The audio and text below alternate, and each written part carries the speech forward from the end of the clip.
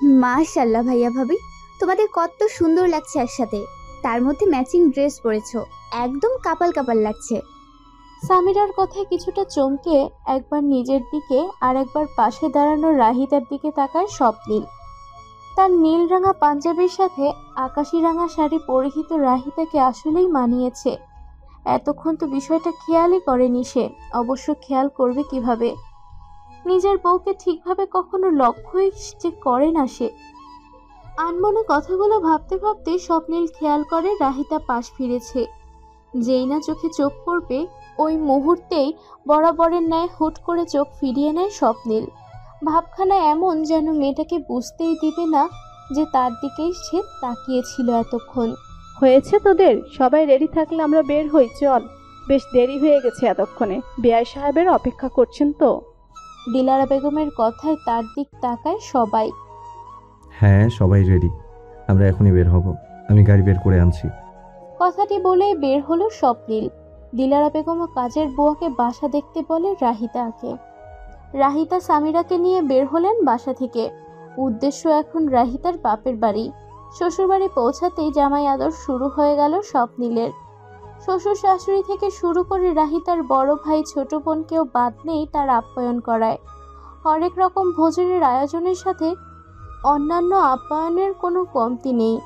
এ বাসার সবার তার প্রতি এত যত্ন দেখে, এত ভালোবাসা দেখে মনে মনে অস্বস্তিতে পড়ে ছেলেটা।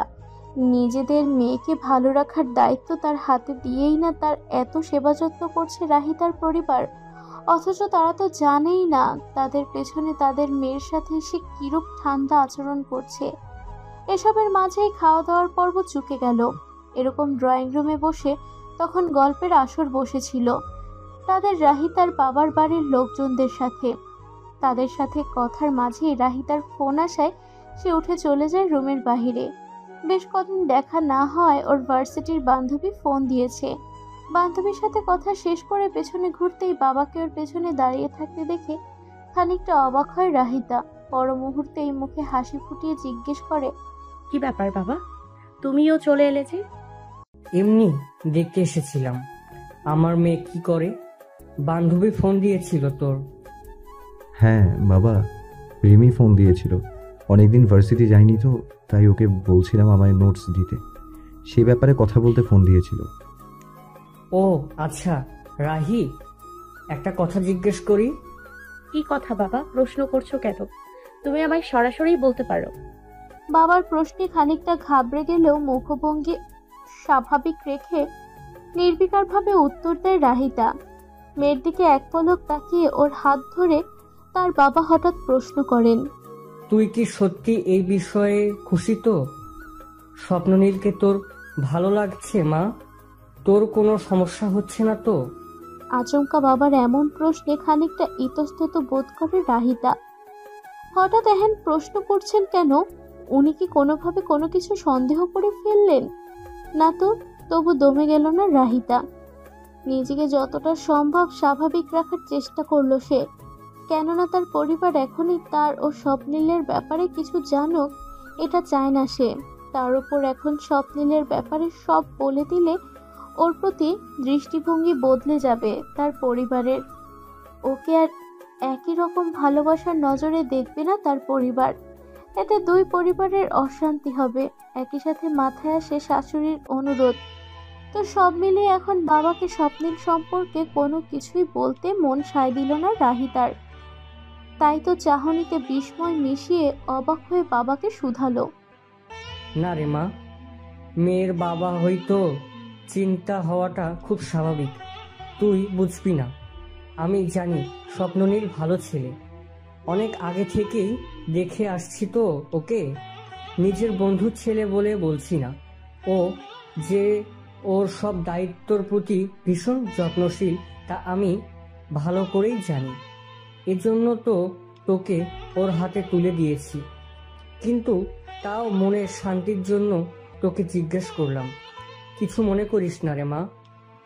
ও কোনো সমস্যা নেই বাবা, আমি কিছু মনে করিনি। ওই বাসার সবাই আমায় ভালোবাসে, আমি ভালোই আছি ওখানে। তবে তোমাদের মিস করি খুব। বাবাকে জড়িয়ে ধরে অশ্রু লুকিয়ে ফেলল রাহিতা। জীবন তাকে কেমন পরীক্ষায় ফেলেছে সে নিজেও জানে না। এভাবে আর কতদিন চলবে কোনোটাই নিশ্চিত নয়। তবুও এই তার নিয়তি, এভাবেই চলতে হবে। এসব ভেবে বাবাকে ছেড়ে পুনরায় ড্রয়িং রুমের দিকে ফিরে চলল সে। বলা বাহুল্য, তাদের বাবা মেয়ের এই দৃশ্যের নীরব সাক্ষী ছিল স্বপ্নীল। পানি খাওয়ার জন্য রুম ছেড়ে এদিকে এসেছিল সে। বাবা মেয়েকে দেখে অন্যদিকে পা বাড়ানোর আগে হঠাৎ নিজ শাশুড়ি মায়ের মুখে এমন প্রশ্ন শুনে সে থমকে যায়।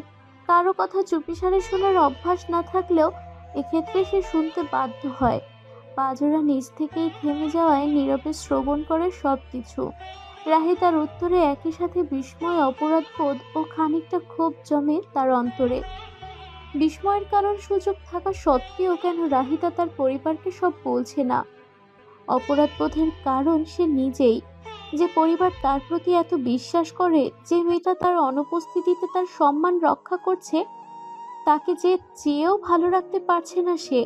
আর ক্ষোভের কারণটা অজানা। সে চাইছিল রাহিতা সবকিছু বলে ওর থেকে মুক্তি পাক, ওর একটা সুখের জীবন হোক। কিন্তু মেয়েটা কেন নিজের ভালো বুঝছে না, এটাই স্বপ্নীলের প্রশ্ন। পা ঘুরিয়ে অন্যদিক যাওয়ার আগেই শ্বশুরের ডাকে থেমে যায় স্বপ্নীল। পেছন ঘুরতেই হাস্যোজ্জ্বল রাহিতার বাবাকে দেখে সে নিজেও সৌজন্যমূলক হাসে। এরই মাঝে তার দিকে এগিয়ে এসে তার কাঁধ চাপড়ে রাহিতার বাবা বলেন, আমার মেয়েটাকে এভাবে আজীবন ভালো রেখো বাবা। ওর ওপর একটু চঞ্চল হলেও ভেতর দিয়ে খুব নরম। ওকে কখনো কষ্ট দিও না। শ্বশুরের এমন কোমল কণ্ঠে খানিকটা বিচলিত বোধ করে স্বপ্নীল। জোরপূর্বক মুখে হাসি ফুটিয়ে বলে, আপনি চিন্তা করবেন না আঙ্কেল, আমি সবসময় ওর খেয়াল রাখার চেষ্টা করব। কিন্তু আঙ্কেল, কিসের হ্যাঁ? আমি এখন তোমার বাবা হই, কিন্তু বাবা বলেই ডাকবে আমায়। জি বাবা, ঠিক আছে। এভাবেই কেটে গেল কিছু সময়। তখন শ্বশুরকে এক প্রকার মিথ্যা আশ্বাস দিয়ে কেটে পড়লেও খানিকক্ষণ বাদে শরীর খারাপ লাগায় বাহানা দিয়ে সবাইকে নিয়ে বাসায় চলে আসে স্বপ্নীল। তবে তার বাসায় আসার প্রকৃত কারণটা সকলের অজানা থেকে গেল। ফ্রেশ হয়ে সবেমাত্র ওয়াশরুম থেকে বেরিয়েছে রাহিতা। ঠিক এমন সময় তার সামনে এসে দাঁড়ায় স্বপ্নীল। হঠাৎ এভাবে তাকে দাঁড়াতে দেখে ভ্রু কুঁচকে তাকায় রাহিতা। তবুও কিছু না বলে পাশ কেটে চলে যেতেই বাধা দেয় স্বপ্নীল। ওর হাত ধরে থামিয়ে দেয়। এক মুহূর্তে সে হাতের দিক তাকিয়ে হাত ছাড়াতে উদ্যত হতেই আরেকটু বল প্রয়োগ করে ওকে আচমকা দরজার সাথে চেপে ধরে স্বপ্নীল। হঠাৎ ছেলেটার এমন উদ্ভট আচরণে অবাক হলেও মুখে প্রকাশ করে না রাহিতা। যথাসম্ভব গম্ভীর্যের সাথে সাথে চোখে চোখ রেখে প্রশ্ন করে, কি সমস্যা? এমন করছেন কেন? সমস্যা আমার নাকি তোমার আমিও বুঝতে পারছি না, বোঝাও আমায়। আপনি তো আটকে রাখলেন আমায়, হুট করে আবার জিজ্ঞেস করছেন আমার সমস্যা কি। বলছি, বেশি আদর যত্ন পেয়ে মাথার তার কি উল্টা পাল্টা হয়ে গিয়েছে নাকি? এবার রাহিতার কথায় এতক্ষণের চাপা ক্ষোভে ফাটা পড়ে স্বপ্নীলের। নিজেকে আর সামলাতে পারে না সে। আচমকা ধমকে সুরে বলে ওঠে, ও রিয়েলি? আমার মাথা নষ্ট নাকি তোমার, সেটা আমিও বুঝতে পারছি না। তখন কেন তোমার বাবাকে সবকিছু বললে না? তিনি যখন জিজ্ঞেস করলেনই তখন তো সুযোগ ছিল তোমার আমার কাছ থেকে মুক্তি পাওয়ার। তবে কেন বললে না তাকে যে আমার সাথে সুখে নেই তুমি? হ্যাঁ, জবাব দাও, কেন এমন নাটক করছো? এবার স্বপ্নীলের এমন আচরণের মানে বুঝতে পারে রাহিতা। বিস্ময়ের ঢেউ খেলে যায় তার চোখে মুখে। অবাক হয়ে প্রশ্ন করে, আপনি সব শুনেছিলেন? অন্যের কথা শুনতে হয় না, আপনি জানেন না? এবার রাহিতার কথায় মুখ অন্যদিক ঘুরিয়ে নেয় স্বপ্নীল। সামান্য কেশে তীক্ষ্ণ স্বরে বলে, আমি ইচ্ছে করে শুনতে যাইনি, বুঝেছো? পানি খেতে গিয়েছিলাম, তখন কানে আসে আর শুনে ফেলি। কিন্তু জীবন তোমাকে সুযোগ দিচ্ছে আমার থেকে দূরে যাওয়ার। তবে কেন তুমি সুযোগ নিচ্ছ না এটাই আমি বুঝতে পারছি না রাহিতা। তোমার সামনে এখনো পুরো জীবন পড়ে আছে। তুমি চাইলেই এই অনাকাঙ্ক্ষিত সম্পর্ক থেকে মুক্তি নিয়ে দূরে চলে যেতে পারো আমার থেকে। যে সম্পর্কের কোনো নিশ্চিত ভবিষ্যৎ নেই সে সম্পর্কে কেন থাকতে চাইছো আমায় বলো? পাগলেও নিজের ভালো বুঝে, আর তুমি কিনা জেনে বুঝে নিজের লাইফের সাথে এমন করছো। ওয়াই? Answer me. মনোযোগের সহিত স্বপ্নিলের প্রতিটি কথা শুনে রাহিতা ওর কথার ভাঁজে ভাঁজে যে রাহিতার প্রতি শুষ্ক অথচ স্পষ্ট চিন্তা বিদ্যমান তা বুঝতে অসুবিধা হয় না মেয়েটার। সবকিছু বুঝেও রাহিতা এক দীর্ঘশ্বাস ফেলে। মন চাইছে ওকে শক্তভাবে জড়িয়ে ধরতে, খুব করে বলতে, ভালোবাসি আমি আপনাকে, তাই তো সব কিছু জেনে শুনেও একটা সুযোগ দিতে চাই আপনাকে, আপনার সাথে আমার এই সম্পর্ককে মন বিনিময় করতে চাই আপনার সাথে। কিন্তু মনের কথা মুখ ফুটে বেরোলো না। রাহিতা চেয়েও কিছু বলতে পারল না স্বপ্নিলকে। বিষণ্ণ স্বরে চোখ তুলে এক পলক স্বপ্নিলের দিকে চাইল। ওর প্রশ্নবোধক চাহনিকে লক্ষ্য করে প্রশ্ন ছুড়ল, দূরে যাওয়ার হলে কেন নিয়তি আপনাকে আমার কাছে আনলো? কিছু তো কারণ অবশ্যই আছে, তাই না? হয়তো সে উত্তর না জানা পর্যন্ত মুক্তি মিলছে না আপনার আমার থেকে। মিলিয়ে নিন। এ কথার পিঠে কিছু বলার ভাষা খুঁজে পায় না স্বপ্নিল আর। মেয়েটার শান্ত নিস্তেজ কণ্ঠস্বর এক অদ্ভুত ঝড় তুলে তার বক্ষ পিঞ্জিরায়। আনমনেই সে ভাবে রাহিতার মাঝে কিছু একটা আছে যা সে চেয়েও কখনো ইগনোর করতে পারে না। মেয়েটার কথায় হঠাৎ করেই যেন বাকরুদ্ধ হয়ে পড়ে সে। রাহিতার মতো সেও যে নিয়তির কাছে জবাব চায়, কেন ভাগ্য তার ছন্নছাড়া জীবনে নিয়ে এসেছে মেয়েটাকে?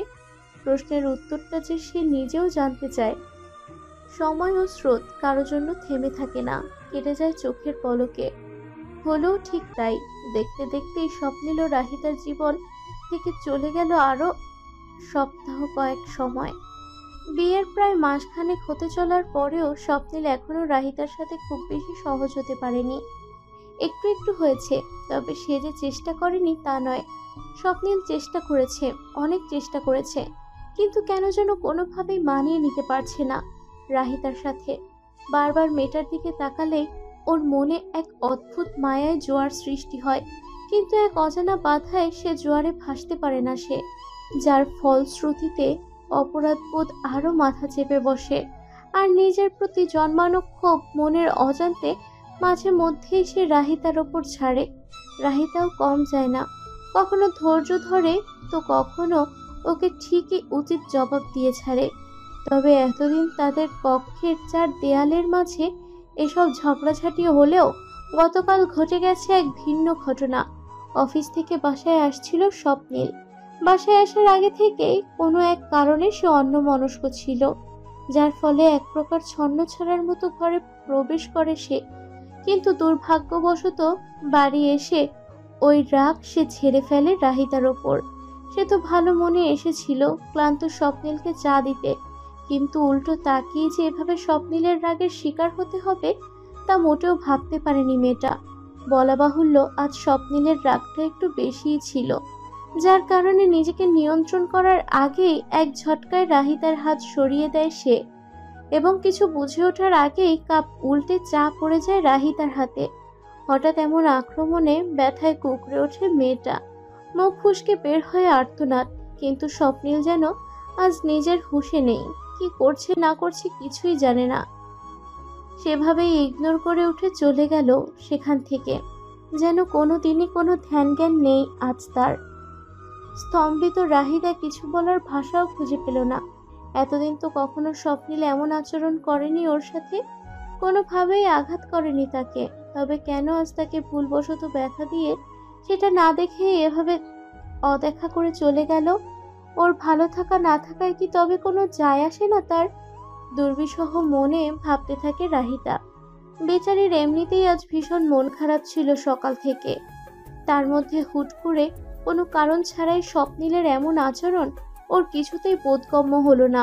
মনের কষ্টগুলো আর মনে লুকিয়ে রাখার ইচ্ছেও হলো না। হাতে কোনো প্রকার মলম বা কিছু না লাগিয়েই নির্জন কক্ষের মেঝেতে বসে হঠাৎই হু হু করে কেঁদে উঠল সে। আজ চোখের পানিগুলো যেন কিছুতেই বাধা মানছে না তার। ঠিক এমন সময় ওকে অবাক হয়ে দিয়ে রুমে প্রবেশ করলো সামিরা।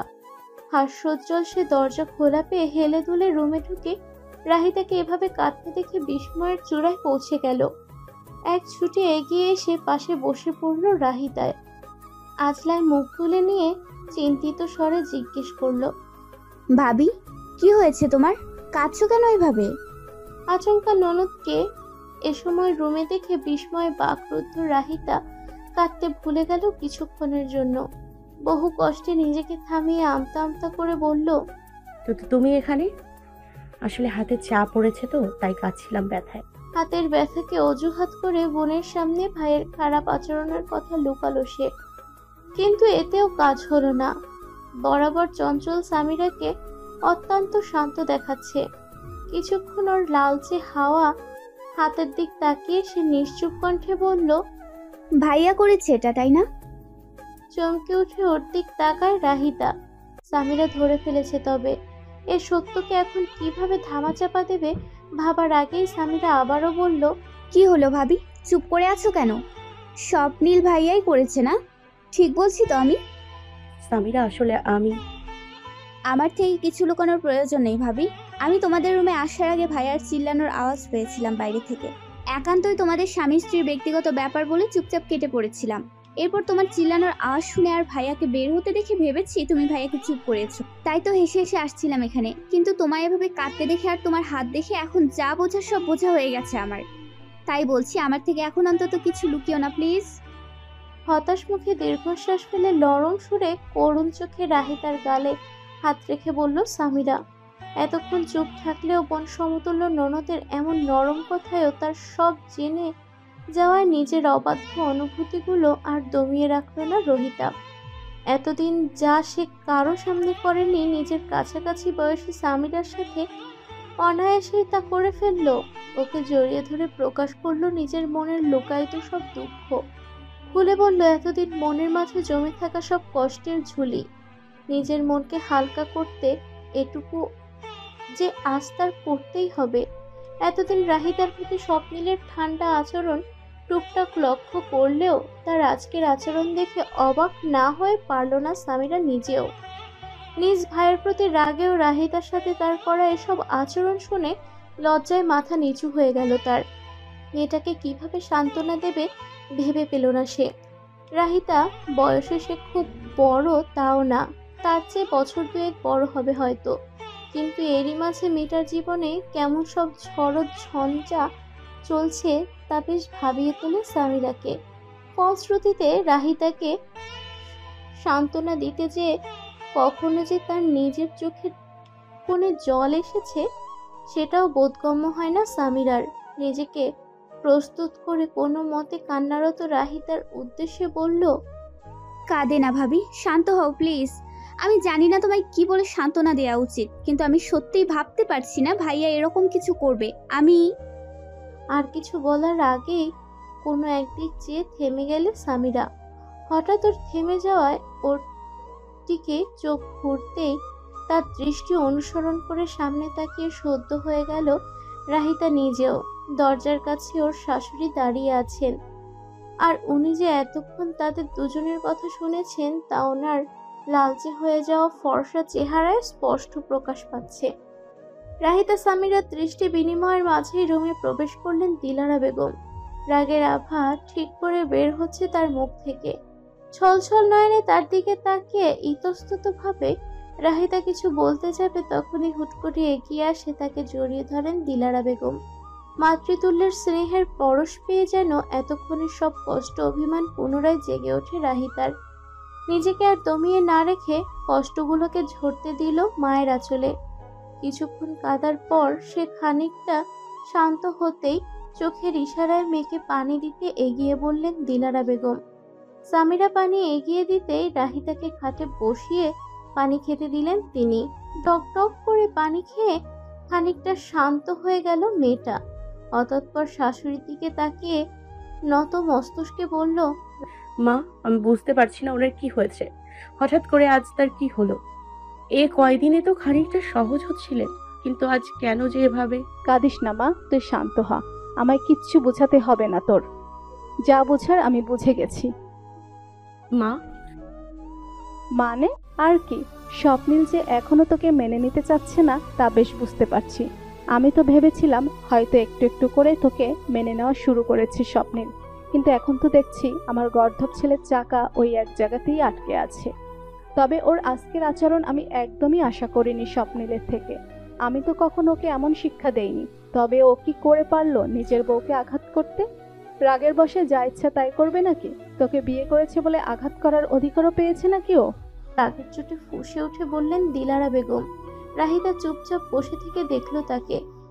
নিজের ছেলের আচরণে তিনি কতটা অনুতপ্ত তাকে দেখে স্পষ্ট বোঝা যাচ্ছে, কিন্তু স্বপ্নিল যে এটা ইচ্ছে করে করেনি, অন্যমনস্কভাবে করেছে তা বুঝতে পারছে না দিলারা বেগম। তাই ধীর স্বরে রাহিতাকে বলে ওঠে, মা, উনি ইচ্ছা করে আমার হাতে চা ফেলে দিননি। রাগের বশে হাত সরাতে গিয়ে ধাক্কা লেগে চা পড়ছে। তুই চুপ কর, তোকে কথা বলতে বলেছি আমি? বললামই তো, স্বপ্নিলের পক্ষে আর একটাও কথা বলা লাগবে না তোর। নির্লজ্জটা যে এসব কাণ্ড ঘটিয়ে কোথায় চলে গেছে আল্লাহই জানে, আর এত কিছুর পরেও তুই ওর পক্ষে সাফাই গাইছিস। ভাগ্য করে তোর মতো পেয়েছে অসভ্যটা, কিন্তু দাঁত থাকতে দাঁতের মর্যাদা বুঝতে পারছে না। আফসোসের স্বরে বললেন দিলারা বেগম। তাদের দুজনের দিক চেয়ে সামিরা ধীর স্বরে বলে উঠল, ভাইয়া কোথায় গেল? এখন তাহলে কি হবে মা? তুমি কথা বলবে ওর সাথে? বলবো না মানে? 100 বার বলবো। ওর সাহস কি করে হয় রাহিতার সাথে এমন করার? বাসায় আসতে দে ওকে, আমি দেখছি হতচ্ছাড়াকে। আর রাহি, তুইও আর বসে থেকে হাতের ব্যথা লুকিয়ে সিরিয়ালের নায়িকাদের মতো ওর জন্য না কেঁদে চুপচাপ হাতে মলম লাগিয়ে নে। স্বামী, ওকে লাগিয়ে দিস তো মলম, আমি একটু আসছি। কথাগুলো বলে গটগট করে রুম থেকে বের হয়ে গেলেন দিলারা বেগম। কাঠপুতুলের ন্যায় সেদিক চেয়ে রইল রাহিতা ও সামিরা দুজনেই। রাত করে স্বপ্নিল চলে এলো বাসায়। এ সময় খাবার দাওয়া করে ঘুমানোর কথা, অথচ এ সময় ড্রয়িং রুমে সোফায় মাকে বসে থাকতে দেখে খানিকটা অবাক হলো সে। একই সাথে আর চোখে ওর দিকে তাকিয়ে থাকতে দেখে কিছুটা বিব্রত হলো বটে। মায়ের গম্ভীর গলায় তার দিকে তাকায় সে। কোথায় ছিলি? একটু বাইরে ছিলাম মা। মা, ঘরে বউকে রেখে বাহিরে অযথা সময় কাটাতে খুব ভালো লাগে তোর, তাই না? মায়ের এহেন কথায় চোখ তুলে তার দিকে একবার তাকিয়ে পুনরায় মাথা নামিয়ে ফেলল স্বপ্নিল। রেগে ওঠে দিলারা বেগম, পুনরায় বললেন, এসবই যদি করার ইচ্ছে ছিল তবে বিয়ের আগে আমায় বলিসনি কেন? বউকে কখনো মেনে নিবি না, বউয়ের সাথে থাকতে চাইবি না, অযথাই ওকে আঘাত করবি। এসব আমায় বললেই হতো, তাহলেই তো বিয়ের জন্য জোর করতাম না তোকে। অযথা তোর জন্য একটা মেয়ের জীবনটাও এভাবে নষ্ট হতো না। মা। মায়ের কঠিন প্রশ্নের বিপরীতে আহত কণ্ঠে ডেকে উঠল স্বপ্নিল। তার মা সচরাচর তার সাথে এভাবে কথা বলেনি কখনো। এমনকি বিয়ের আগে যখন সে আনিকার জন্য সুইসাইড করতে যাচ্ছিল তখনও প্রচণ্ড রেগে গেলেও এভাবে ধমকিয়ে কথা বলেননি দিলারা বেগম তার সাথে। স্বপ্নিল বুঝে গেল তখন রাহিতাকেও অবস্থায় ফেলে রেখে চলে যেয়ে সে ঠিক করেনি। এটা হয়তো কোনোভাবে তার মায়ের চোখে পড়েছে, যার কারণে প্রচণ্ড রেগে আছেন তিনি। নয়তো রাহিতা এসব কথা বাইরে বলার মতো মেয়ে না। এতদিনে বেশ ভালোভাবেই তাকে চিনে গেছে স্বপ্নিল। এখন মা বলছিস কেন? তোর মা কি তোকে এমন শিক্ষা দিয়েছে? জানিস মেয়েটার চোখে জল ছিল তোর জন্য, তবুও মুখ ফুটে একবারও তোর বিরুদ্ধে কোনো নালিশ করেনি সে। অথচ তুই তো দিব্যি ওর কথা ভুলে রাত বেরাতে বাইরে ঘুরে বেড়াচ্ছিস। লজ্জা করলো না তোর একটাবার? আমি তখন ইচ্ছে করে অমন করিনি মা। ওটা জাস্ট একটা অ্যাক্সিডেন্ট ছিল। আমার হাত লেগে রাহিতার হাতে চা পড়েছিল, কিন্তু তুমি এটার জন্য আমায় ভুল বুঝলে। যদি ইচ্ছাকৃতভাবে নাই করিস তবে কেন ওকে ফেলে রেখে গেলি তখন? ওর কি কষ্ট হয় না? তুই দেখিস না? এটাই তো প্রবলেম মা। তুমি শুধু ওর কষ্টটাই দেখলে, আমার কষ্ট সেটা কি একটাবারও ভেবে দেখেছো মা? আমি কিভাবে আছি সেটা দেখার প্রয়োজন মনে করো না একটাবারও? আমাকে কি মানুষ মনে হয় না মা? আমার অনুভূতিগুলোর কি আমি আর নিতে পারছি না এসব। না পারছি সব ছেড়ে চলে যেতে, আর না পারছি ধরে রাখতে। আমাকে মুক্তি দাও এসব থেকে। পুনরায় স্বপ্নিলের মুখে মুক্তির কথা শুনে এবার নিজের ওপর থেকে কাবু হারিয়ে ফেললেন দিলারা বেগম। আচমকা ঠাস করে চড় লাগিয়ে দিলেন ছেলের গালে। জীবনে প্রথমবার মায়ের হাতে চড় খেয়ে বিস্ময়ে হতভম্ব হয়ে দাঁড়িয়ে আছে স্বপ্নিল। সামিরা ও রাহিতা মাত্র এখন সিঁড়িতে এসে দাঁড়িয়েছে। বলা বাহুল্য সকলের সামনে এভাবে চড় পড়ার রাগে অপমানে জল শক্ত হয়ে গেল তার। ঘাড় গড়িয়ে একবার সিঁড়িতে দাঁড়িয়ে থাকা রাহিতার দিকে তাকালো সে। লালচে হওয়া সে চোখের দৃষ্টি দেখে ঘাবড়ে গেল রাহিতা। যে আদরের ছেলেকে কখনো ধমক দিয়েও কথা বলেনি দিলারা বেগম, তাকে আজ ওর জন্য চড় খেতে হলো। ইস, এবার নির্ঘাত স্বপ্নিলকে আরো ঘৃণা করবে, এটা ভেবেই চোখ দিয়ে দুফোঁটা অশ্রু গড়িয়ে পড়ল রাহিতার। বারবার মুক্তি চাস কেন স্বপ্নিল? কেন চলে যেতে চাস বাবা? আমাদের কি ভালো লাগে না তোর? যে তোকে ছেড়ে চলে গেছে তার জন্য বাকি সবাইকে কষ্ট দেওয়া কতটা যুক্তিযুক্ত আমাকে বোঝা। আনিকা তোকে ছেড়ে গেছে, এটাতে তোর কি দোষ? আমার কি দোষ? রাহিতার কি দোষ? নিজের সাথে সাথে আমাদেরও কেন তুই এভাবে কষ্ট দিচ্ছিস? জবাব দে আমায়। স্বপ্নিল এবার কিছু বলল না, শান্ত দৃষ্টিতে মায়ের দিকে তাকিয়ে থাকলো কিছুক্ষণ, অতঃপর চুপচাপ বের হয়ে গেল বাসা থেকে। দিলারা বেগম সেদিক তাকিয়ে একবার কিছু বলতে গিয়েও বলেন না। আজ হয়তো আবেগের বশে ছেলেটাকে একটু বেশিই বলে ফেলেছেন, এই ভেবেই তৎক্ষণাৎ অপরাধবোধ জন্মালো তার মনে। কিন্তু এই আঘাতটা দেওয়ার দরকার ছিল স্বপ্নিলকে, নয়তো সে উপলব্ধি করবে না তার আচরণে কিরূপ প্রভাব পড়েছে তার সাথে জড়িত বাকিদের জীবনে। স্বপ্নিল চলে যেতেই পুনরায় সোফায় বসে পড়লেন দিলারা বেগম। কপালে হাত ঠেকিয়ে ব্যথিত কণ্ঠে বলে উঠলেন, আজ আমি জীবনে প্রথমবার হাত উঠিয়েছি আমার ছেলের উপর। ওর কষ্ট দেখে বুকটা ফেটে গেলেও তখন রাগের বশে কখন মেরে বসেছি নিজেও টের পাইনি রে মা। ছেলেটা আমার এমনিতেই কষ্টে আছে, এখন তো নির্ঘাত আমার উপরে অভিমান করবে। আমার জন্যই বিয়েটা করলো আর আমার থেকে এত কিছু শুনলো, কিন্তু আমিও বা কি করব বল? ওর কষ্ট আর সহ্য হচ্ছিল না আমার। আনিকার মারা যাওয়ার পর আমি কাছে থেকে দেখেছি ওকে কষ্ট পেতে। প্রতিদিন রাতে ওর ছাদে একা একা কাটিয়ে দেওয়া, ওর লালচে চোখ আর ছাদে পড়ে থাকা সিগারেটের টুকরোগুলো আমায় রোজ মনে করিয়ে দিত আমার ছেলেটা কতটা নিঃসঙ্গতায় ভুগছে। তাই তো মা হিসেবে ওর জন্য তোকে একটা সঙ্গী নিয়ে আসি আমি। এটা কি আমার ভুল ছিল বল? কিন্তু ছেলেটা আমার বুঝলো না। এমনিতেই আমার উপর চাপ অভিমান ছিল ওর। আজ হয়তো অভিমানের পাল্লাটা আরো ভারী করে দিলাম আমি। শাশুড়ির মুখে এসব শুনে জলে চোখ টইচম্বর হলো রাহিতার। পাশে দাঁড়ানো সামিরাও একই দশা। সে নিজেও তার ভাইয়ের এহেন তরুণ দশার সাক্ষী। তাই তো চেয়েছিল রাহিতাকে মেনে নিয়ে সুখে থাকুক তার ভাই। কিন্তু এখন যেন পরিস্থিতি আরো জটিল রূপ ধারণ করলো। কারো কোনো দোষ নেই, সকলেই যে নিজ নিজ অবস্থান থেকে পরিস্থিতির শিকার।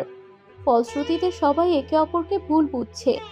এ ভুল বোঝাবুঝি তবে জট খুলবে কবে, ভাবার বিষয়। সেদিন অনেক রাত পর্যন্ত অপেক্ষা করার পরেও স্বপ্নিল আসেনি। তাই নিরুপায় রাহিতা এক দীর্ঘশ্বাস ফেলে চুপচাপ শুয়ে পড়ল বিছানায়। পরের দিন সকালে ঘুম থেকে উঠে আড়মোড়া ভেঙে বিছানার সামনে সোফায় স্বপ্নিলকে বসে থাকতে দেখে খানিকটা অবাক হয় রাহিতা। সে সোফায় বসে থেকে এক মনে কি যেন করছিল। উৎসুক চোখে সেদিক চেয়ে বিছানা থেকে উঠে সোফায় এগিয়ে যেতে ওকে দেখে স্বপ্নিল হচকচিয়ে হাতের জিনিস লুকিয়ে ফেলে। এরপর রাহিতাকে দেখে খুব শান্ত অথচ ধীর কণ্ঠে সে বলে ওঠে, এখন কেমন আছো তুমি? হঠাৎ স্বপ্নিলের এমন প্রশ্নে চমকে ওঠে রাহিতা।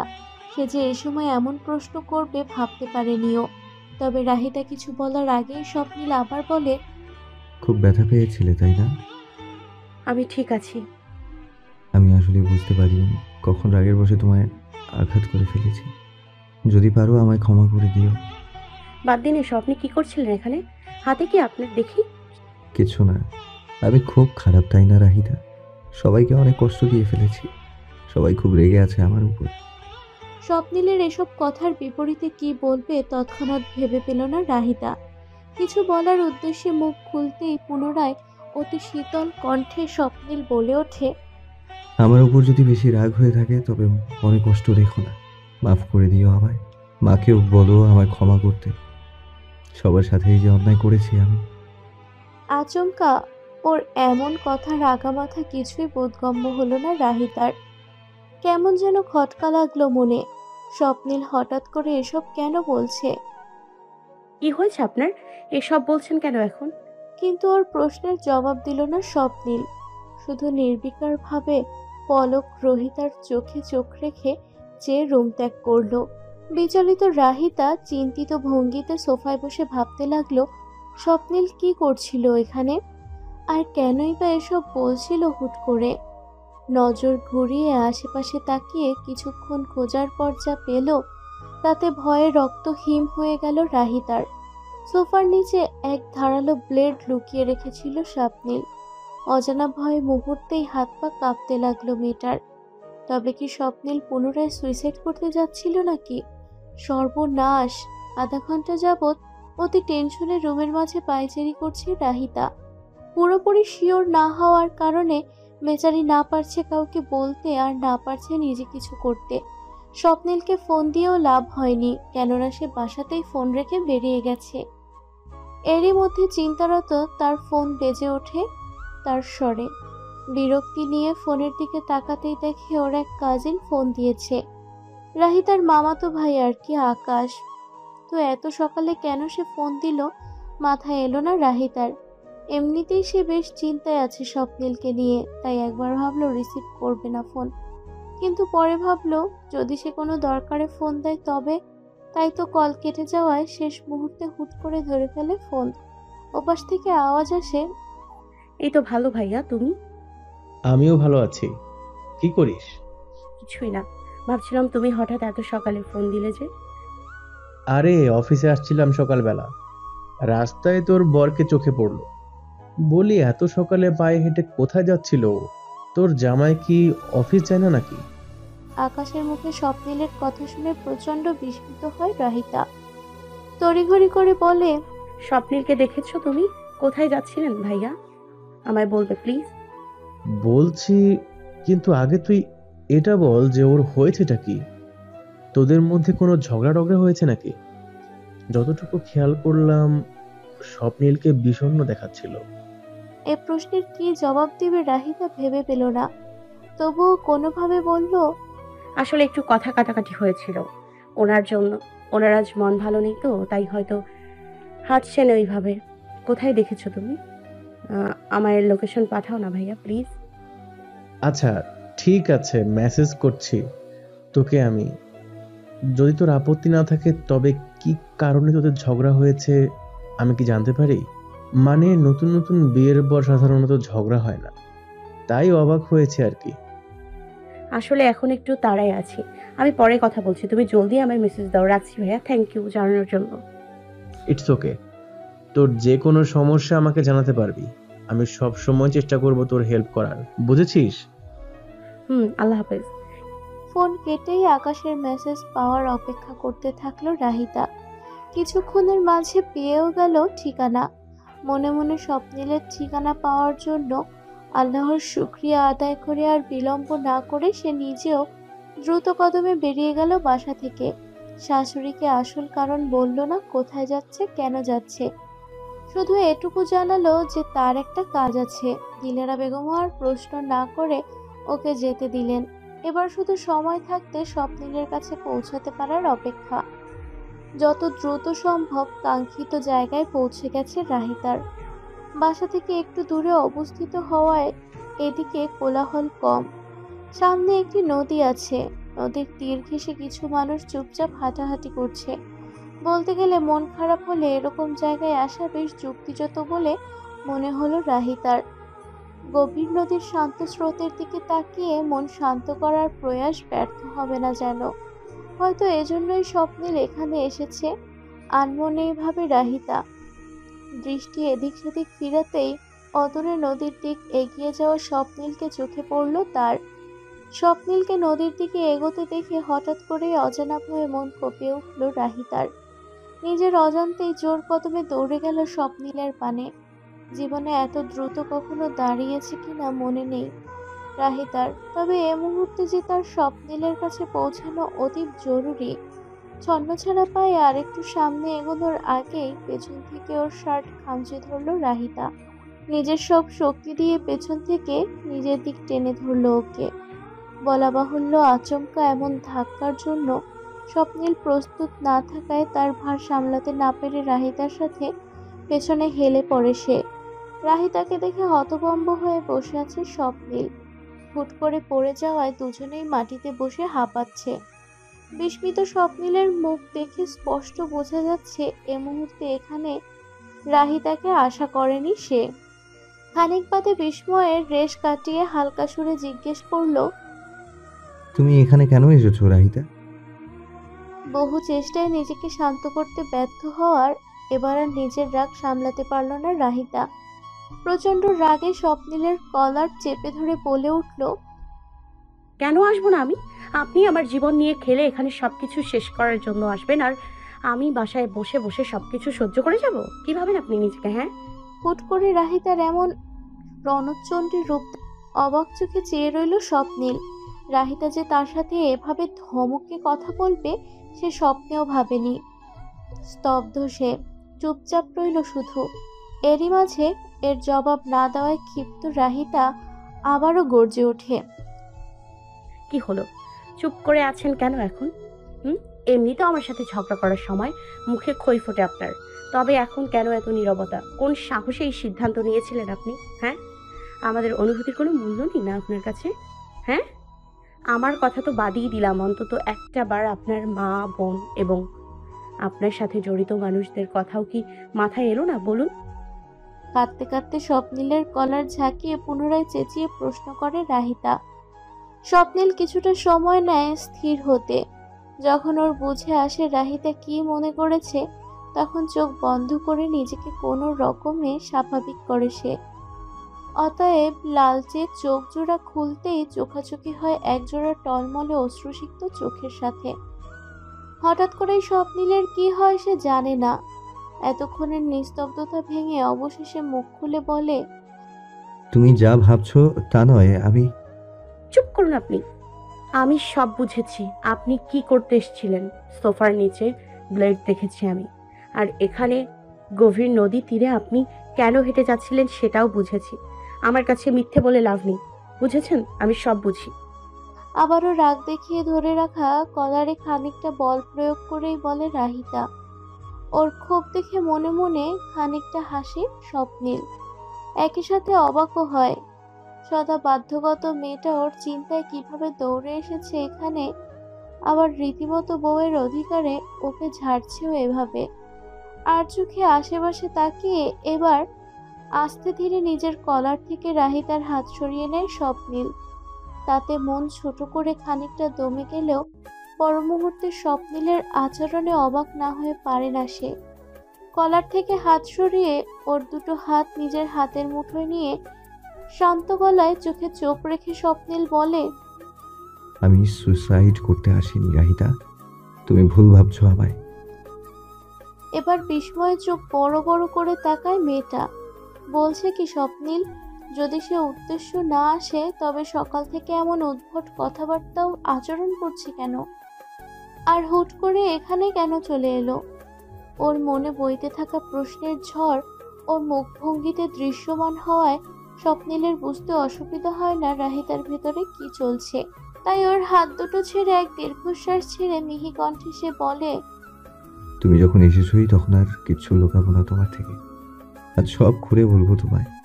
অনেক লম্বা কাহিনী, হয়তো তোমার খারাপও লাগবে শুনতে। তোমার কি সময় হবে? এই প্রথম স্বপ্নীলের নরম আচরণে বুকের ভেতর অদৃশ্য ঝড় ওঠে রাহিতার। সে পারে না ওকে মুখ ফুটে বলতে। আপনার জন্য আমার সারা জীবন সময় হবে স্বপ্নীল, এটাও কি জিজ্ঞেস করা লাগে? তবু মুখে কুলু পেটে বাধ্য মেয়ের ন্যায় উৎসুক চোখে মাথা নেড়ে মতামত জানায় সে। কেননা সে নিজেও চায় স্বপ্নীল ওকে সব খুলে বলুক, ওর থেকে কোনো কিছু গোপন না করুক, ওর সাথে নিজের অনুভূতি ভাগাভাগি করুক। তাই তো দুরু দুরু বুকে স্বপ্নীলের পানে চেয়ে থাকে রাহিতা। হয়তো এবার সৃষ্টিকর্তা ওর ডাকে সাড়া দিয়েছেন। তবে মানুষ স্বভাবেতেই সঙ্গীপ্রিয় প্রাণী। যে কোনো পরিস্থিতিতেই কারো সঙ্গ পেলে, নিজের পাশে কাউকে পেলে কঠিন থেকে কঠিনতার ব্যক্তিরও মন গলাতে বাধ্য। স্বপ্নীলও তার ব্যতিক্রম নয়। বাহ্যিকভাবে কঠিন খোলসের আড়ালে তার যে একটা কোমল স্ততপূর্ত হৃদয় আছে, যা সে ভুলেই গিয়েছিল প্রায়। রাহিতার সান্নিধ্য আস্থা খোলস ছেড়ে বাইরে এসেছে। এতদিনের লুকিয়ে রাখা বিন্দু বিন্দু কষ্টগুলো মুষলধারে বর্ষিত হয়েছে চোখের কোটরে। সেভাবেই সে বলল, আমার কেউ নেই রাহিতা, আমায় ভালোবাসার কেউ নেই। আমার ভালো লাগছে না কোনো কিছু। জীবনের এই অদ্ভুত পরিণতি আমি মেনে নিতে পারছি না। জানো, আমি যাকেই মনে প্রাণে ভালোবাসি, যার উপর নির্ভর করা শুরু করি, সেই আমায় ছেড়ে চলে যায়। প্রথমে বাবার উপর নির্ভরশীল ছিলাম, সে আমার উপর সব দায়িত্বের বোঝা চাপিয়ে অসময়ে চলে গেল আমাদের জীবন থেকে। যেই বয়সে ভার্সিটিতে ছেলেরা আড্ডা দেয়, হই হুল্লোড় করে, সে সময় ক্লাস শেষে বাবার ব্যবসা সামলাতে ছুটতে হয়েছে আমায়। এরপর যখন ধীরে ধীরে জীবন গুছিয়ে উঠছিল, আমি গ্র্যাজুয়েশন কমপ্লিট করলাম, তখন প্রেম বিনিময় হয় আনিকার সাথে। কাজিন হওয়ার সুবাদে ওরাকে আমায় ছোট থেকে পছন্দ করতো। আমি শুরুতে পাত্তা না দিলেও পরে ওর জিদের কারণে ওর প্রস্তাবে সাড়া দিই। এরপর 3 বছর দুজনে প্রেম করি। আমরা সমবয়সী ছিলাম। প্রেমের প্রথম বছরে ও লন্ডনে গিয়েছিল মাস্টার্সের জন্য, আর আমি দেশে কন্টিনিউ করছিলাম। কিন্তু এতেও আমাদের প্রেমে ভাটা পড়েনি। ফোনে ভিডিও কলে নিয়মিত কথা হতো। তারপর বছর 2 পর ও দেশে ফিরে এলো। তখন আমি ওর প্রেমে পাগল প্রায়। কিন্তু আনিকার মাঝে অদ্ভুত পরিবর্তন দেখা দিল। হুট করে একসময় খেয়াল করলাম ও আমায় আগের মতো পাত্তা দিচ্ছে না, কেমন জানি ইগনোর করছে আমায়। কিন্তু আমার ওর প্রতি ভালোবাসা বাড়তে থাকে, তাই ওর এমন আচরণ মেনে নিতে পারছিলাম না। পরে মায়ের কথায় বিয়ের প্রস্তাব দিই ওকে, কিন্তু ওর পরিবার রাজি হলেও কেন জানি আনিকা বিয়েতে রাজি হয় না। এরপর আমার জোরাজুরিতে বিয়ের জন্য হ্যাঁ বললেও বিয়ের আগে ও হঠাৎ অসুস্থ হয়ে পড়ে। ডাক্তার বলে ও নাকি কোনো মানসিক পেরেশানিতে আছে, যার কারণে এই হঠাৎ অসুস্থতা। কিন্তু মাসখানেক চিকিৎসা চলার পরও ডাক্তার ওর এই ডিপ্রেশনের সঠিক কারণ খুঁজে বের করতে পারেননি। এরপর তো হুট করে একদিন সবাইকে অবাক করে দিয়ে মেয়েটা দুনিয়া ছেড়ে চলে যায়। এসব হয়তো মা বলেছে তোমায়, তাই না? এতক্ষণ স্বপ্নিলের কথা মনোযোগ দিয়ে শুনছিল রাহিতা। যতবার স্বপ্নিল আনিকার প্রতি ওর ভালোবাসার কথা বলছিল, ততবার ওর বুকে চিনচিন ব্যথা বাড়ছিল। কিন্তু তবুও এই প্রথম স্বপ্নিল নিজে থেকে ওকে মনের কথা বলেছে, তাই কোনোরূপ বাধা দেয়নি সে। মনের কষ্টকে পাশে রেখে একজন নীরব সঙ্গী হিসেবে পাশে থেকেছে সে। এবারও শেষের প্রশ্নে মাথা নেড়ে সায় জানায় রাহিতা। তার শাশুড়ি তাকে কিছুটা হলেও এসব বলেছিলেন। ওর মাথা নাড়া দেখে এক দীর্ঘশ্বাস ফেলে স্বপ্নিল। খানিক বাদে শান্ত কণ্ঠে ফের প্রশ্ন ছুড়ে, তারপরেও কেন তোমায় এতক্ষণ এসব বললাম জানতে চাও? হুম। তবে শুনো, সবাই শুধু এটাই জানে আমাদের দুজনের মাঝে প্রেম ছিল, আর বিয়ে হওয়ার আগে ও মারা গেছে। কিন্তু আসল সত্যিটা যে কি তা আমি ছাড়া কেউ এখনো জানে না। মানে? বিস্ময় নিজ থেকেই প্রশ্ন বেরোলো রাহিতার মুখ থেকে। ওর বিস্ময় দেখে তাচ্ছিল্যের হাসি হাসে স্বপ্নিল। সামনের নদীর শান্ত স্রোতে চেয়ে বেশ শীতল কণ্ঠে বলে, আদিকা আমায় প্রকৃত অর্থে ভালোবাসেনি। আমি হয়তো ওর ক্ষণিকের মোহ ছিলাম, নয়তো অল্প বয়সের আবেগ, যার কারণে বিদেশে যেয়ে ও আমার অনুপস্থিতিতে অন্য একজনের সাথে সম্পর্কে জড়ায়। ওর সেই সম্পর্কের গভীরতা নাকি আমাদেরটার চেয়ে অনেক বেশি ছিল। কিন্তু আমি ওর কাজিন হওয়ায় 2 ফ্যামিলির সবাই জানতো আমাদের সম্পর্কের কথা, তাই আমাদের বিয়ে প্রায় ঠিক হয়েছিল। বিশেষ করে ও ছিল ওর বাবার বাধ্যগত সন্তান।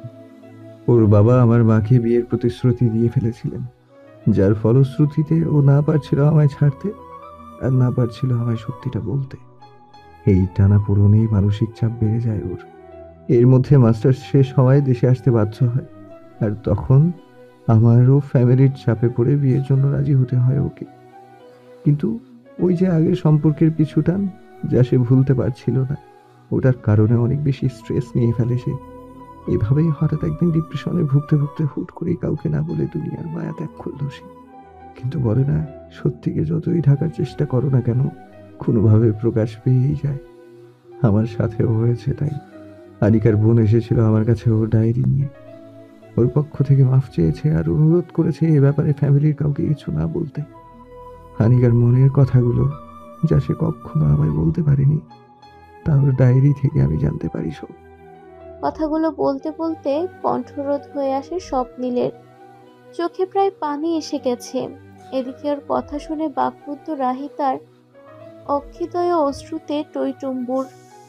এক ধ্যানে নিজের দিক তাকানো স্বপ্নিলের দিক তাকিয়ে সে প্রশ্ন করে, আপনি কবে থেকে জানেন এসব? রাহিতার চোখে চোখ রেখে বলে স্বপ্নিল, যে চোখে এক অদ্ভুত কষ্ট খুঁজে পায় মেয়েটা। ভালোবাসার মানুষ ভালো না বাসার কষ্ট কিরূপ তা রাহিতা যে বেশ ভালো করেই জানে। তাই তো স্বপ্নিলের কষ্ট উপলব্ধি করতে কোনোরূপ অসুবিধা হয় না ওর। আলতো করে স্বপ্নিলের কাঁধে সহমর্মিতার হাত রাখতেই দুজনের আক্ষিদয় মিলিত হয়। সেই দৃষ্টি বিনিময়ের মাঝেই স্বপ্নিল আবারও বলে ওঠে, জানো রাহিতা, ভালোবাসায় সব সহ্য করা যায়, কিন্তু প্রিয় মানুষের দেয়া ধোঁকা সহ্য করা যায় না। কিন্তু আনিকা যাওয়ার পর মনে হয় যেন ওর প্রতি আমার অনুভূতিও শেষ হয়ে গেছে। যাকে আমি পাগলের মতো ভালোবাসতাম তার এমন বিশ্বাসঘাতকতায় ওর প্রতি আমার ঘৃণা জন্মানোর কথা, তাই না? কিন্তু কেন যেন দিন দিন ওর প্রতি আর কোনো অনুভূতি কাজ করছে না আমার। আমি নিজেই নিজের প্রতি অবাক হয়ে যাচ্ছি। ওর প্রতি কোনো খারাপ ধারণা নেই আমার। আমি ওকে মাফ করে দিয়েছি। নিস্পৃহ কণ্ঠে কথাগুলো বলে ঈষৎ হাসে স্বপ্নিল। যে হাসির পেছনে লুকিয়ে থাকা কষ্ট বুঝতে বেগ পেতে হলো না রাহিতার। হুট করে মেয়েটার কি যেন হলো, কোনো কিছু বুঝে ওঠার আগেই স্বপ্নিলকে জড়িয়ে ধরে অশ্রু নিপাত করে সে। আচমকা রাহিতাকে এভাবে কাঁদতে দেখে হচকচিয়ে যায় স্বপ্নিল। ধরবে কিনা ভাবতে ভাবতেই কি যেন ভেবে ওকে হালকা করে জড়িয়ে ধরে সে। অতঃপর নিজেকে ধাতস্থ করে ধীর কণ্ঠে শুধায়, কষ্ট তো আমি পেয়েছি, তুমি কাঁদছো কেন? এ প্রশ্নের জবাব দেয় না রাহিতা। স্বপ্নিল ওর সাথে খেলাধুলায় খোলাখুলি কথা বলায় ওকে জড়িয়ে ধরাতে মনে মনে খুশি। তাদের সম্পর্কের জড়তা কাটার প্রথম ধাপ শুরু হয়ে গেছে। তবে নিশ্চুপভাবে ক্রন্দনরত রাহিতাকে এক পলক দেখে ছোট্ট এক শ্বাস ফেলে স্বপ্নিল। এরপর বেশ শান্তভাবে বলে, তুমি অনেক ভালো একটা মেয়ে, অনেক নরম মনের। আমার দুঃসময়ে আমার অনেক খারাপ আচরণ সহ্য করে তুমি আমার পাশে ছিলে। তোমার প্রতি আমি কৃতজ্ঞ। জানো, তোমায় দেখলে আমার ভীষণ অপরাধ বোধ হয় রাহিতা। তখন সদ্য ভালোবাসা হারিয়ে আমি এক প্রকার পাগল হয়ে গিয়েছিলাম। কি বলেছি, কি করেছি নিজেও বুঝিনি। এরপর যখন সব ভুলে স্বাভাবিক হওয়ার চেষ্টা করছিলাম, তখন আনিকার ব্যাপারে সত্যিটা জানতে পারি। আর ওটা যেন আমার অপরাধ বোধের আগুনে ঘি ঢালার কাজ করেছে। নিজের নজরে আমি নিজেই ছোট হয়ে গিয়েছি।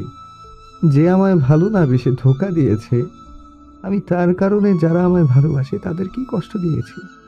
নিজের চোখে নিজেই ছোট হয়েছি। আমার মা কত বুঝিয়েছে, তবুও বুঝিনি। তোমার কোনো দোষ না থাকা সত্ত্বেও তোমার উপর রাগ ছেড়েছি। কাল অফিস থেকে আসার সময় এসব ভাবতে ভাবতেই আসছিলাম। এরপর মনের সাথে যুদ্ধ করতে করতে কখন যে নিজের উপর থেকে নিয়ন্ত্রণ হারিয়েছি, আর কাল তোমার সাথে এমন আচরণ করে ফেলেছি। জানি না আমি ক্ষমার যোগ্য কিনা, তবুও পারলে আমায় মাফ করে দিও। সকালের কথাগুলো আমি মন থেকে বলেছি। অজানা খুশিতে পুনরায় আখি পল্লব ভারী হয় তার। গড়িয়ে পড়ে সুখের অশ্রুজল। কিছু বলার আগেই সকলের কথা শুনে একটা প্রশ্ন আসে ওর মনে। দ্বিধাহীনভাবে সে জিজ্ঞেস করে, আচ্ছা, আপনি যদি সুইসাইড করতে না আসেন তবে এখানে কি করতে এসেছিলেন? আর সকালে ব্লেড নিয়ে ওভাবে কি দেখছিলেন? মেয়েটার সরল প্রশ্নে মৃদু হাসে স্বপ্নিল। ধীরে সুস্থে উত্তর দেয়, কাল রাতে মায়ের কথাগুলো শুনে রাগও হয়েছিল। সারা রাত নিজের জীবন নিয়ে ভেবে কাটিয়েছি। খুব সকালে রুমে ঢুকে যখন তোমায় দেখি, তখন গত রাতের কথা মনে পড়ে। অনুশোচনা তীব্র হয়। এরপর সোফায় বসতেই টেবিলের নিচে প্লেট চোখে পড়ে। সেটা হাতে নিতেই অতীতের কথা মনে পড়ে। কতটা ছেলে মানুষই না করেছিলাম প্রেমে অন্ধ হয়ে। এসব ভেবে নিজের প্রতি নিজের রাগ বাড়ছিল। তাই তো রাগ কমাতে এমন শান্ত নির্জন জায়গায় এসেছিলাম, নদীর ধারে বসে অশান্ত মনকে শান্ত করতে। ভাবছিলাম সেদিন যদি বোকামি করে সব না জেনেই নিজেকে কিছু করতাম, তবে হয়তো মরেও শান্তি পেতাম না। ওর কথার মাঝেই বাধা দেয় রাহিতা। দু আঙুল চেপে ধরে স্বপ্নিলের ঠোঁটের ওপর। আতঙ্কিত স্বরে বলে ওঠে, মরার কথা বলবেন না প্লিজ। ওর প্রতি মেয়েটার চিন্তা দেখে খানিকটা অবাক হয় স্বপ্নিল। এক অদ্ভুত প্রশান্তির হাওয়া বয় ওর বক্ষপিঞ্জরে। এদিকে বিস্মিত চাহনিতে চেয়ে থাকা স্বপ্নিলকে দেখে নিজ আচরণে বিবৃত হয় রাহিতা। ওর ঠোঁট থেকে হাত সরিয়ে লজ্জায় এদিক ওদিক তাকায়। ওর ভাবভঙ্গি দেখে আনমনেই হাসে স্বপ্নিল। এই যে রাহিতার সাথে কথা বলার পর থেকে হঠাৎ করেই ওর বুকের ভার অনেকাংশেই কমে গেছে। হালকা লাগছে নিজেকে। আত্মতুষ্টিতে চোখ বুজে আসে ওর। সেদিকে এক ধ্যানে তাকিয়ে থাকে রাহিতা। হঠাৎ চোখ খুলে স্বপ্নিল বলে, আমি বাসায় যাব। আমি একটু শান্তিতে ঘুমাতে চাই। কতদিন শান্তিতে ঘুমাই না। আমায় বাসায় নিয়ে যাবে রাহি? বসা থেকে উঠে দাঁড়িয়ে রাহিতার দিকে হাত বাড়িয়ে ওর উত্তরের আশায় চেয়ে আছে স্বপ্নিল। এদিকে স্বপ্নিলের মুখ থেকে এতদিন পর নিজের ছোট্ট সম্বোধন শুনে যেন নিজের কানকে নিজেই বিশ্বাস করতে পারছে না রাহিতা। বিয়ের পর থেকে স্বপ্নিল ওকে এভাবে ডাকেনি। আবেগে বিস্ময়ে দ্রুত গতিতে মাথা নাড়িয়ে সায় জানায় সে। বাড়িয়ে রাখা হাতে হাত নিতেই নিজ মুঠোয় তা শক্ত করে চেপে ধরে স্বপ্নিল, যেন বহুদিন পর আঁকড়ে ধরার মতো কোনো বিশ্বস্ত হাত পেয়েছে সে। মেইন রোডে এসে বাসার জন্য রিক্সা নিল দুজনে। রিক্সায় ওঠার বেশ কিছুক্ষণ পর হওয়ার পরেও এখনো রহিতার হাত ছাড়েনি স্বপ্নিল। রাহিতা বুঝলো এতদিনের নিঃসঙ্গতার পর এই মুহূর্তে একটা ভরসার হাত দরকার স্বপ্নিলের। তাই সেও চুপচাপ ওর হাতে হাত রেখে নিঃশব্দে কাটিয়ে দিল। হুট ছাড়া রিক্সায় দুজনেই কাছাকাছি, তপ্ত হৃদয় পাশাপাশি, শরীরের উষ্ণতা একে অপরের অনুভূতির সাথে উতাল পাতাল হয়ে বাড়ি খাচ্ছে বরাংবর। মন বিনিময় কি তবে শুরু হতে চলল এবার? রাহিতা ও স্বপ্নিলকে একসাথে বাসায় প্রবেশ করতে দেখে বেশ খানিকটা চমকে উঠলেন দিলারা বেগম। তার মধ্যে স্বপ্নিল রাহিতার হাত ধরে আছে বিষয়টা খেয়াল করে তিনি আরো অবাক হন, মনে মনে খুশিও হন বটে। তবে কি সবকিছু মিটমাট হয়েছে দুজনের মাঝে? এরই মাঝে নিজেদের হাতের দিকে শাশুড়ির দৃষ্টি উপলব্ধি করে লজ্জায় পড়ে যায় রাহিতা। খানিকটা জোর প্রয়োগ করে স্বপ্নিলের বন্ধন থেকে মুক্ত করে নিজের হাত, নতমুখে চেয়ে থাকে নিচে। এক পলক ওর দিকে তাকিয়ে দৃষ্টি ফিরিয়ে নিজের রুমে চলে যায় স্বপ্নিল। স্বপ্নিল চলে যেতেই রাহিতার নিকট এগিয়ে আসলেন দিলারা বেগম। স্বভাবসুলভ হাসি দিয়ে ওর গালে হাত রেখে বলেন, তোরা একসাথে এলি যে? স্বপ্নিলকে কই পেলি? আমার ছেলে দেখি আজ তোর হাতই ছাড়ছিল না। এসব কিভাবে হলো? পরে বলি মা, এখন ফ্রেশ হয়ে একটু রেস্ট নিব। শাশুড়ি মাথা নাড়িয়ে সায় দিতেই ফ্রেশ হওয়ার বাহানা দিয়ে কেটে পড়ল রাহিতা। বস্তুত তার খানিকটা লজ্জা লাগছিল এ মুহূর্তে তার সামনে থাকতে। ওকে এভাবে পালিয়ে যেতে দেখে মনে মনে হাসেন দিলারা বেগম। মেয়েটা একটুতেই লজ্জা পায়। রুমে প্রবেশ করতেই রাহিতা খেয়াল করলো স্বপ্নিল ইতিমধ্যে ফ্রেশ হয়ে বিছানায় শুয়ে আছে, চোখজোড়া বন্ধ, বোঝা যাচ্ছে ঘুমের প্রয়াস। জানালা ভেদ করে কক্ষে প্রবেশ করা সূর্যের আলো চোখের উপর পড়ায় এক হাত চোখের উপর দিয়ে রেখেছে সে। বিষয়টা খেয়াল করে রাহিতা আলগোছে এগিয়ে গেল জানালার কাছে। শব্দহীনভাবে পর্দা টেনে দিল যেন রোদ চোখে লেগে স্বপ্নিলের ঘুমাতে অসুবিধা না হয়। এসব করে রাহিতা নিজেও হাত মুখ ধুয়ে ফ্রেশ হয়ে আসে। রুম ত্যাগ করার আগে সে খেয়াল করে স্বপ্নিল এখনো ঘুমায়নি, এদিক ওদিক করছে, প্রত্যক্ষমান উৎসুক ভাব। ধীর পায়ে বিছানার দিক এগিয়ে গিয়ে স্বপ্নিলের মাথায় হাত রাখতে ঈষৎ গরম অনুভব করে সে। তবে কিছু বলার আগেই চোখ মেলে তাকায় স্বপ্নিল। ওকে তাকাতে দেখে প্রথমে খানিকটা ভয় পেলেও পর মুহূর্তেই মনে পড়ে স্বপ্নিল এখন আগের মতো নেই, এবার নিশ্চয়ই বকবে না ওকে। তাই মনে সাহস সঞ্চার করে রহিতা বলে, আপনার কি মাথা ব্যথা করছে? মাথা টিপে দিব? নিষ্পলক হয়ে কিছুক্ষণ পর্যবেক্ষণ করে পুনরায় চোখ বন্ধ করে স্বপ্নিল। অতঃপর নিচু স্বরে বলে, দিলে মন্দ হয় না। সম্মতি পেয়ে ওর পাশে বসে আলতো হাতে মাথায় চুলে হাত বুলিয়ে দিতে থাকে রাহিতা। ওর নরম হাতের স্পর্শে প্রশান্তির ছাপ ভাসে স্বপ্নিলের চোখে মুখে। কিছুক্ষণের মাঝেই ঘুমিয়ে পড়ে সে। স্বপ্নিল ঘুমানোর পর কিছুক্ষণ ওর দিকে তাকিয়ে থাকে রাহিতা। 30 বছরের জীবনে কতটা ধকলই না সহ্য করেছে ছেলেটা। এখন যেখানে ওর নিশ্চিন্তে চাকরি করে সুখে শান্তিতে সংসার করার কথা, সেখানে ওর মাথায় পুরো পরিবারের দায়িত্ব পড়েছে। আবার জীবনের প্রথম কাউকে ভালোবেসে বিনিময় তার থেকেও ধোঁকা পেয়েছে। স্বপ্নিল মুখে তখন খানিকটা মাফ করে দেওয়ার কথা বললেও রাহিতা জানে মনে মনে স্বপ্নিল ঠিক কতটা না আঘাত পেয়েছে সত্যিটা জানতে পেরে। যতই হোক, ভালোবাসায় আঘাত পেলে সেটা ভোলা কি এতই সহজ নাকি? জীবনটা কেন এত নিষ্ঠুর হলো ওর সাথে? রহিতার কোমল মনে ভীষণ কষ্ট হয় স্বপ্নিলের জন্য। ও ঠিক করে স্বপ্নিলকে আর কখনো কষ্ট দেবে না। স্বপ্নিল ওকে ভালোবাসুক আর নাই বাসুক, ও ঠিকই নিজের ভালোবাসায় ভরে দেবে তার নিঃসঙ্গ জীবন।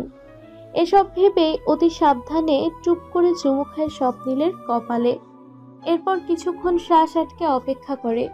স্বপ্নিল টের পেল না তো কিন্তু ওর স্থির বুকের ভারী নিঃশ্বাস দেখে ছেলেটার ঘুমন্ত অবস্থায় প্রমাদ পায় সে। এরপর খুব ধীরে সুস্থে বিছানা থেকে নামছিল রাহিতা। তারই মাঝে হঠাৎ হাতে ব্যথা পায় সে। স্বপ্নিল জেগে উঠেছে মনে করে ভয়ে ভয়ে পেছন ফিরতেই খেয়াল করে ঘুমের ঘোরেই ওর হাত চেপে ধরেছে স্বপ্নিল। তা দেখে স্বস্তির নিঃশ্বাস ফেলে মেয়েটা। এরই মাঝে ঘুমন্ত স্বপ্নিলের অস্পষ্ট কণ্ঠস্বর ওর কানে আসে। আমায় ছেড়ে যেও না প্লিজ, তুমিও। এটুকু বলা হতেই হালকা গঙ্গানোর আওয়াজ করে সে পুনরায় ঘুমিয়ে তলিয়ে যায়। এদিকে স্বপ্নিলের মুখে পুরো বাক্য শোনার আকাঙ্ক্ষায় অপেক্ষা করলেও ওকে পুনরায় ঘুমাতে দেখে খানিকটা হতাশ হলো রাহিতা। তবে মনে মনে বেশ খানিকটা খুশিও হলো স্বপ্নিল। আনমনেই ওকে চলে যেতে মানা করেছে বলে এরই মাঝে শাশুড়ির ডাক পড়ায় আস্তে করে স্বপ্নিলের হাত ছাড়িয়ে সে বিছানা থেকে নেমে রুম ত্যাগ করে নিচে চলে যায়। তবে যাওয়ার আগে রুমের দরজা ভালোভাবে চেপে দিয়ে যায়, যাতে নিরিবিলিতে ঠিকভাবে ঘুমোতে পারে স্বপ্নিল। একটি শান্তির ঘুম। নিচে আসতেই শাশুড়ির মুখোমুখি হয় রাহিতা। উনি হাসি মুখে ওর জন্য অপেক্ষা করছিলেন। রাহিতা বোঝে এবার সব বলতে হবে শাশুড়িকে, মা হিসেবে তারও জানার অধিকার আছে। এজন্যই নির্দ্বিধায় সব খুলে বলে স্বপ্নিলকে। সবকিছু জানার পর একই সাথে বিস্ময় ও বিষাদে ছেয়ে যায় দিলারা বেগমের অন্তর। ছেলেটা তার একা একা কত কিছু সহ্য করলো। ভাবতে ভাবতেই আঁচলে মুখ চেপে কাঁদেন তিনি। শাশুড়িকে তিনি কি বলবে এ মুহূর্তে ভেবে পায় না রাহিতা। তাই ওনার পাশে বসে চুপচাপ সবকিছু লক্ষ্য করলো শুধু।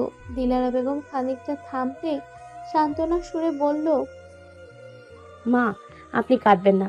উনি নিজেই এখন নিজেকে পরিবর্তনের চেষ্টা করছেন, আবার স্বাভাবিক জীবনে ফিরে আসার চেষ্টা করছেন। তাই আমাদের এই মুহূর্তে তার পাশে থেকে তাকে সাপোর্ট করা জরুরি। ঠিক বলেছিস মা, আমি আজ ভীষণ খুশি জানিস। অবশেষে আমার ছেলেটা ওর জন্য কি সঠিক সেটা বুঝতে পেরেছে। আমার বিচক্ষণ ছেলে অতীতের মায়া ত্যাগ করে বর্তমানকে সুযোগ দিতে চেয়েছে। তুই সব জেনে ওর পাশে আছিস, ওকে সুযোগ দিচ্ছিস। আল্লাহ তোকে সবসময় সুখী রাখুক মা। সত্যিই স্বপ্নিল ভাগ্য করে তোর মতো বউ পেয়েছে। তুই ঠিক বলেছিস, এই মুহূর্তে অশ্রু নয়, হাসিই মানায়। চোখের পানি মুছে হাসি মুখে রাহিতার দিক তাকিয়ে বললেন তিনি। তার হাসি দেখে হাসল রাহিতা নিজেও। দুজনের আরও টুকিটাকি গল্পগুজবের মধ্যে দিয়ে দুপুর ঘনিয়ে এলো। সামিরা কলেজ থেকে ফিরেছে। দিলারা বেগম ব্যস্ত হয়ে গেলেন রান্নাঘরে। এদিকে রাহিতাও রুমে চলে এলো। রুমে পৌঁছাতেই স্বপ্নিলকে এখনো গভীর ঘুমে ডুবে থাকতে দেখে মৃদু হাসে রাহিতা। যে মানুষটার এতদিন রাতেই ঠিকমতো ঘুম হতো না, সে আজ বহুদিন পর এক টুকরো শান্তির পরশ পেয়ে এই ভর দুপুরেও কতটাই না নিশ্চুপভাবে ঘুমাচ্ছে, দুনিয়া থেকে বেখেয়ালি হয়ে। কিন্তু এখন যে উঠতে হবে ওকে। কাল রাতেও ঠিকমতো খায়নি স্বপ্নিল, আজ সকালেও না। দুপুরে না খেলে তো নির্ঘাত শরীর খারাপ হয়ে পড়বে। যা ভাবা সেই কাজ। ওর শিয়রে বসে মিহি স্বরে বার কয়েক ডাকার পরেও সাড়া দিলেন না স্বপ্নিল। অতঃপর ওর বাহু ধরে ঝাঁকানোর পর পিটপিটিয়ে সদ্য ঘুম ভাঙা চোখ মেলে চাইল রাহিতার পানে। এখানে কি হচ্ছে বোঝার চেষ্টা করলো কিছুক্ষণ। ওর মনের কথা বুঝতে পারল রাহিতা। হালকা হেসে জিজ্ঞাসু দৃষ্টিতে তাকিয়ে থাকা স্বপ্নিলের দিক চেয়ে বলল, বেশ কয়েক ঘন্টা তো ঘুমালেন, এবার উঠুন, মা খেতে ডাকছে। দুপুর পার হয়ে গেল, খাবেন না? কটা বাজে এখন? এই তো 2:30 পেরিয়েছে একটু আগে। আমি এতক্ষণ ঘুমিয়েছি? বেশ খানিকটা বিস্ময়ের সাথেই বলল স্বপ্নিল। ওর চাহনি খেয়াল করে মুখ টিপে হেসে মাথা নাড়ালো রাহিতা। আর চোখে কিছুক্ষণ সেদিক চেয়ে কিছুক্ষণ পর গলা ঝেড়ে স্বপ্নিল বলল, থ্যাংক ইউ রাহিতা, তুমি শুধু আমার উপকারই করেছো। তোমায় কি বলে ধন্যবাদ দিব আমার কাছে ভাষা নেই। ধুর, এসব কথা বাদ দিন তো। এতদিন পর ভালো একটা ঘুম দিয়েছেন, এটাই তো অনেক। এখন গোসল করে আসুন, আমি নিচে যাচ্ছি। কথাটি বলে চলে যেতে উদ্যত হতে ওর হাত ধরে থামিয়ে দেয় স্বপ্নিল। কিন্তু যে স্থানে রাহিতার হাত লেগেছিল সেদিন নিজের অজান্তেই সেখানে চেপে ধরায় ব্যথা পায় রাহিতা। আনমনে আহ সূচক ধ্বনি বেরিয়ে আসে ওর মুখ থেকে। চমকে ওঠে ওর হাতের দিক তাকাতেই মনটা খারাপ হয়ে যায় স্বপ্নিলের। আস্তে ধীরে হাত সরিয়ে নেয় সেখান থেকে। এতক্ষণে ওর নীরবতা দেখে রাহিতা কিছু বলার জন্য মুখ খুলতেই ওকে বাহু ধরে বিছানায় বসিয়ে দেয় স্বপ্নীল। এরপর হুট করে নিজেই উঠে যায় বিছানা থেকে। রাহিতা চুপচাপ ওর কর্মকাণ্ড দেখছিল। এরই মাঝে ফার্স্ট এইড বক্স থেকে স্বপ্নীল ওকে মলম আনতে দেখে রাহিতা বলে, এখন মলম লাগানোর দরকার নেই আর, কাল সামিরা লাগিয়ে দিয়েছিল তো, আপনি রাখুন এটা। কিন্তু স্বপ্নীল নির্বিকারভাবে ওর পাশে বসে মলম বের করে হাতে ভরিয়ে ওর ক্ষতস্থানে লাগাতে ধরতেই এসব চিনচিনে ব্যথায় রাহিতা কুঁকড়ে ওঠে। কি করছিলেন? বললাম তো আমার লাগবে না, লাগানোর দরকার নেই। এত কথা বলো কেন? তোমার না লাগলেও আমার লাগবে। ব্যথা যখন আমি দিয়েছি তখন মলম লাগানোর অধিকারটাও আমারই, তাই না? তাই চুপচাপ আমাকে আমার কাজ করতে দাও।